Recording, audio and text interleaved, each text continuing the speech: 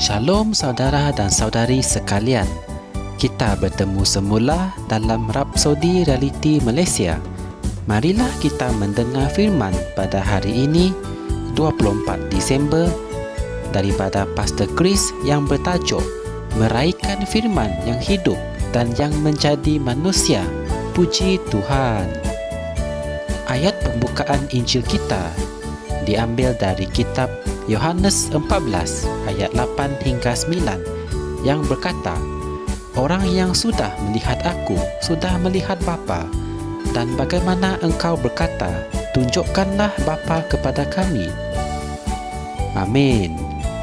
Walaupun Christmas adalah sebuah perayaan kelahiran Yesus, di mana ianya boleh dikatakan merupakan percutian yang paling popular di dunia, namun masih ada ramai lagi orang yang tidak mengetahui siapa diri Yesus sebenarnya. Bagi sebilangan orang, dia adalah pemimpin agama yang terhebat. Namun, Yesus bukanlah seorang pemimpin agama atau seorang reformis. Dia sendiri ialah Allah. Kamu perlu mempelajari firman Tuhan untuk mengetahui perkara ini. Dalam Yohanes 5 ayat 39, Yesus berkata, "Selidikilah kitab-kitab suci, kerana kitab-kitab suci itu memberi kesaksian tentang aku." Puji Tuhan. Kitab-kitab suci itu bersaksi bahawa Yesus adalah Allah. Dalam Yohanes 1 ayat 1 mengatakan, "Pada mulanya adalah firman, dan firman itu ada bersama Allah, dan firman itu adalah Allah." Ayat 14 mengatakan, "Dan firman itu telah menjadi manusia dan diam di antara kita. Dan kita telah melihat kemuliaannya, iaitu kemuliaan sebagai anak tunggal Bapa, penuh anugerah dan kebenaran." Hal ini merujuk kepada Yesus. Oleh itu, semasa kamu menyambut Christmas, kamu sedang meraihkan firman yang hidup dan yang menjadi manusia. Amin. Pelajarilah Alkitab untuk dirimu sendiri dari Injil, Kejadian sehinggalah Injil Wahyu, dan kamu akan dapat membuat satu kesimpulan. Yesus Kristus ialah Allah. Ingat semula kata-katanya dalam Yohanes 10 ayat 30. "Aku dan Bapa adalah satu." Dalam ayat Injil pembukaan kami, dia berkata, "Jika kamu telah melihat aku, kamu telah melihat Bapa." Dia bersatu dengan Bapa. Pada suatu tahap dalam kehidupanmu, kamu harus tahu bahawa Yesus adalah kepenuhan Allah. Alkitab mengatakan bahawa seluruh kepenuhan kealahan berdiam di dalam dia secara jasmaniah. Dalam Kolose 1 ayat 19, 2 ayat 9. Dia adalah perwujudan diri Allah yang lengkap. Inilah erti Kristus dan dari Christmas. Kita meraihkan Allah yang datang kepada kita dalam tubuh Yesus. Haleluya. Marilah kita mengucapkan doa ini bersama-sama. Ya Bapa, aku bersyukur atas kehidupan yang istimewa dan luar biasa yang aku telah terima ketika aku percaya dan menerima firman. Aku meraihkan firman yang hidup dan yang menjadi manusia hari ini. Sekarang dia hidup di dalam diriku dan melalui diriku.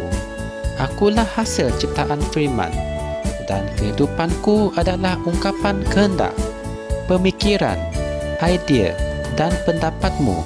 Dalam nama Yesus, amin. Sebagai renungan tambahan, anda boleh merujuk kitab Yohanes 1 ayat 10 hingga 12, Matius 16 ayat 15 hingga 17. Secara kesimpulannya, sebagai anak Kristus, kita haruslah meraihkan firman dan kedatangan Tuhan dalam hidup kita, kerana Tuhan memberikan kehidupan yang baik untuk kita. Dia menjadikan kita sebagai anak Kristus yang berjasa. Haleluya! Untuk mengetahui lebih lanjut tentang firman ini, anda boleh tekan like dan subscribe Rapsodi Realiti Malaysia. Semoga kita berjumpa lagi dalam segmen yang seterusnya. Tuhan memberkati anda semua. Amin.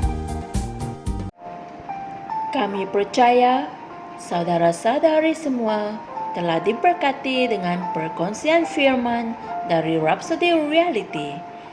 Bagi sesiapa yang ingin menjadikan Yesus Kristus sebagai Tuhan dalam kehidupanmu, kamu boleh mengucapkan doa ini bersama dengan saya. Ya Tuhan Allah, aku mempercayai Yesus Kristus, Anak Allah yang hidup dengan sepenuh hatiku. Aku percaya Dia telah mati untukku dan Allah telah membangkitkan Dia dari kematian. Aku percaya Dia hidup hari ini. Aku mengaku dengan mulutku bahwa Yesus Kristus adalah Tuhan dalam hidupku mulai dari hari ini. Melalui Dia dan di dalam nama-Nya, aku mempunyai kehidupan yang kekal. Aku telah dilahirkan semula. Terima kasih Allah kerana menyelamatkan jiwaku. Aku sekarang adalah anak Allah. Haleluya. Tahniah, sekarang kamu telah menjadi anak Allah. Untuk apa-apa sebarang pertanyaan atau untuk mendapatkan lebih banyak maklumat mengenai bagaimana untuk bertumbuh sebagai seorang Kristian, anda semua boleh hantar mesej di akaun Facebook kami atau email kami di tni.msia@gmail.com. Sekali lagi, tni.msia@gmail.com. Tuhan berkati anda semua.